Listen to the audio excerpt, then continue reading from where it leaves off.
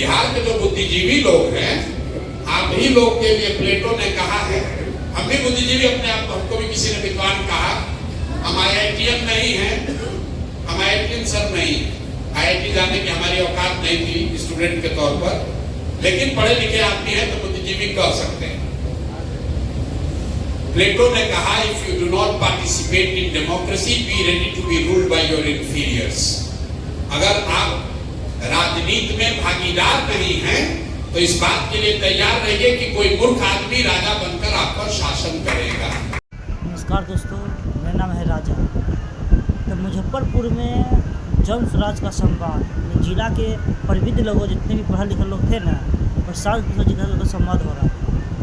तो प्रशांत किशोर जी से एक आदमी जो है सवाल किए कि मैं जन स्वराज में क्यों जुड़े, जन स्वराज में क्यों जुड़े।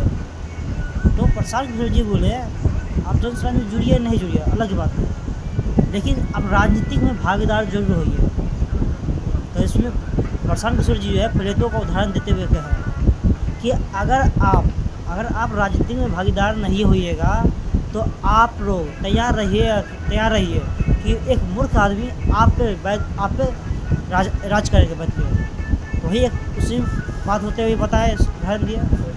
और दूसरी बात ये बोले कि अगर राजनीति में जो भी अच्छे लोग खड़े होते हैं या निर्दलीय से भी जो भी खड़े होते हैं उसको आप उसको वोट देते नहीं देते, इसीलिए नहीं देते हैं कि आप बोलते हैं कि वो अच्छे आदमी है पर उसको वोट नहीं देंगे या वोट उसको नहीं देंगे लोग, या मतलब कि बता देते हैं। अब अच्छे आदमी को वोट दीजिएगा नहीं, तो अगर अच्छे आदमी का वोट नहीं दीजिएगा तो उसका एक अच्छे आदमी का नहीं, जितने भी अच्छे आदमी चाहते हो राजनीति में आने के लिए, सबका जब मनोबल टूटता है। इसीलिए आप राजनीति में भागीदारी हुई है। क्या कुछ प्रशांत किशोर जी कहे उसको एक बार आपको। बिहार के जो बुद्धिजीवी लोग हैं, आप ही लोग के लिए प्लेटो ने कहा है, हम भी बुद्धिजीवी अपने आप, हमको भी किसी ने विद्वान कहा, हम IITian नहीं हैं, हम IITian सर नहीं, IIT जाने की हमारी औकात नहीं थी स्टूडेंट के तौर पर, लेकिन पढ़े लिखे आदमी हैं तो बुद्धिजीवी कह सकते हैं। प्लेटो ने कहा, if you do not participate in democracy, be ready to be ruled by your inferiors. अगर आप राजनीति में भागीदार नहीं हैं तो इस बात के लिए तैयार रहिए कि कोई मूर्ख आदमी राजा बनकर आप पर शासन करेगा। तो जो बिहार का बुद्धिजीवी वर्ग है, मैं अपने आप को भी उसमें शामिल कर रहा हूं कि हम और आप परिस्थितिवश या स्वेच्छा से हमने ये तय किया कि भाई हमको तो राजनीति में नहीं जाना, हमको तो बैठ के किनारे से लंबा लंबा ज्ञान देना है। तो जब हम आप राजनीति में आएंगे ही नहीं तो स्वाभाविक है जो बालू माफिया है, शराब माफिया है, लंपट है, बदमाश है, वही राजा है। अब फिर आप कह रहे हैं कि भ्रष्टाचार नहीं खत्म हो रहा है। बालू माफिया सर अगर जीत कर आपका सांसद बनेगा तो चोरी नहीं करेगा तो आपके बच्चों की पढ़ाई की चिंता करेगा। जैसा बोइएगा वो काटिएगा, जैसा बोइएगा वही ना काटिएगा। भाई आप कह रहे हैं कि आपकी क्यों जन स्वराज पर भरोसा करें। भरोसा जन स्वराज पर बिल्कुल मत कीजिए। आपने कहा व्यवस्था कैसे सुधरेगी। व्यवस्था सुधारने का सीधा तरीका यह है कि जिसको भी चुनिए, जिस किसी को भी चुनिए, उसको अकाउंटेबल बनाइए। अकाउंटेबल कैसे बनेगा?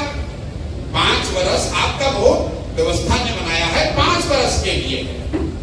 जिसको अच्छा लगे, जिस पर भरोसा जमे, उसको वोट दीजिए, लेकिन वो वोट, वो भरोसा 5 वर्ष के लिए होना चाहिए। 35 वर्ष की बंधुआ मजदूरी नहीं होती। पूरे देश में 5 राज्य, तमिलनाडु, केरल, आंध्र प्रदेश, तेलंगाना और कर्नाटक, 5 राज्य मिलकर 1/3 GDP इन्हीं 5 राज्यों में है। सबसे ज्यादा तरक्की इन 5 राज्यों में हुआ है। एक विशेष बात क्या है इन 5 राज्य में? कोई व्यक्ति 78 साल में आज तक वहां 10 वर्ष से ज्यादा मुख्यमंत्री नहीं बना है। तरक्की सबसे ज्यादा वहां हुई है और सरकारें सबसे ज्यादा वहां बदली गई है, क्योंकि हर आदमी जो चुनकर आ रहा है या सत्ता में बैठा है, उसको ये डर है कि अगर मैं काम नहीं करूंगा तो जनता हमको हटा देगी। बिहार में नेता को, दल को वो डर ही खत्म हो गया। उसको मालूम है कि मुजफ्फरपुर का आदमी चाहे गटर में रहेगा, लेकिन लालू के सामने जब हम एनडीए भाजपा का टिकट लेकर आएंगे तो हम ही को वोट देगा। गाली दे कर देगा, रो कर देगा, लेकिन हम ही को देगा। तो क्यों आपके गटर की चिंता करे, क्यों आपका सड़क सुधारे, क्यों आपके लिए पढ़ाई की बात करे? तो भाई व्यवस्था अगर सुधारना है तो आपको वोट चाहे जिस किसी को भी दीजिए, उसको अकाउंटेबल बनाइए। जन सुराज को भी दीजिए तो इस ये भावना से दीजिए कि जन सुराज वाले काम नहीं करेंगे तो 5 वर्ष में उनको झाड़ू मार के भगाएंगे। अगर आप वोट दीजिएगा तभी व्यवस्था सुधरेगी। किसी के माथे पर नहीं लिखा हुआ है कि हम जीत कर आएंगे तो ईमानदार बने रहेंगे। भैया, जिसको चोरी करने का अवसर नहीं मिला वो सब ईमानदार ही है। ईमानदारी की परीक्षा तो तब न है जब आपको चोरी करने का अवसर हो। तो कुर्सी पर जाने से पहले हर व्यक्ति, हर नेता ईमानदार है। जब लक्ष्मी की गर्मी इतनी होती है कि कुर्सी पर बैठे कि सारा सिद्धांत गया तेल लेने। तो जन सुराज हो या कोई दूसरा दल हो, जब तक आप समाज में ये व्यवस्था नहीं बनाएंगे कि काम नहीं करोगे तो तुम्हें वोट नहीं देंगे।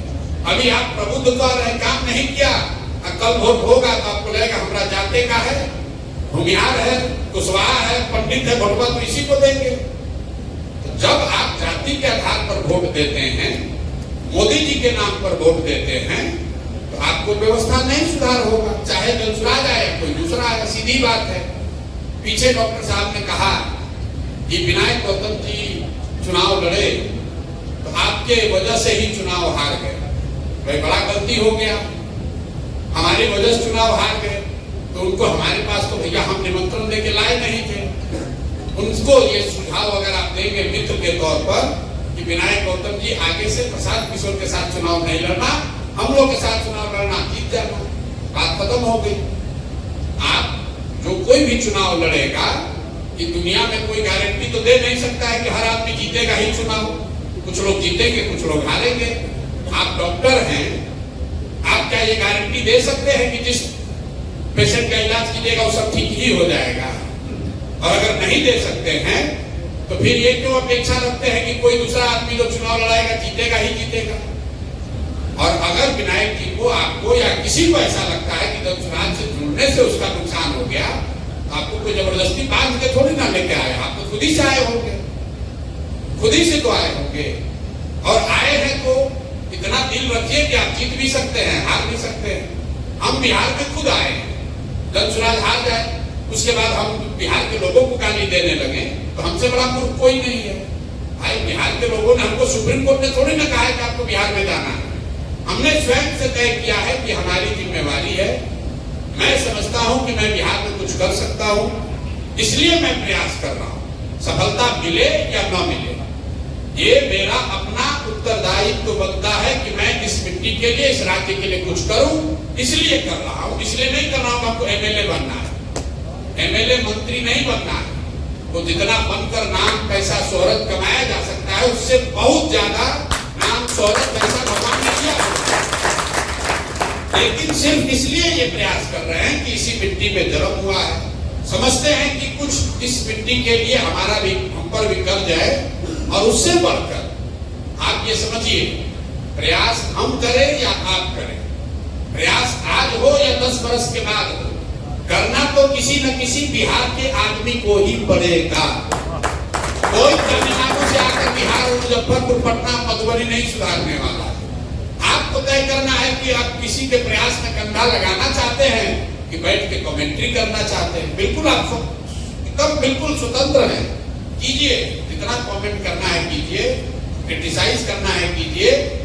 जो विकल्प नहीं होने की बात करते हैं, हम आपको कम से कम 100 ऐसा उदाहरण दे सकते हैं जब समाज में कोई अच्छा आदमी हिम्मत करके खड़ा हुआ, चाहे निर्दलीय ही खड़ा हुआ। और जब कोई अच्छा आदमी खड़ा होता है तो सब आदमी मिलकर कहता है ना, आदमी तो बहुत अच्छा है ना, लेकिन जीतेगा नहीं, अरे वोटे मेरा बर्बाद हो जाएगा। तो आदमी को आप हरा देते हैं, आपको लग रहा है कि आपका वोट बर्बाद हो जाएगा। अगर उसको वोट दीजिएगा तो वोट बर्बाद हो जाएगा। मेरे भाई, जब किसी अच्छे आदमी को आप वोट नहीं देते हैं, कोई एक अच्छा आदमी चुनाव हारता है तो 100 अच्छे लोगों का मनोबल टूटता है। वो सोचता है कि आदमी वोट नहीं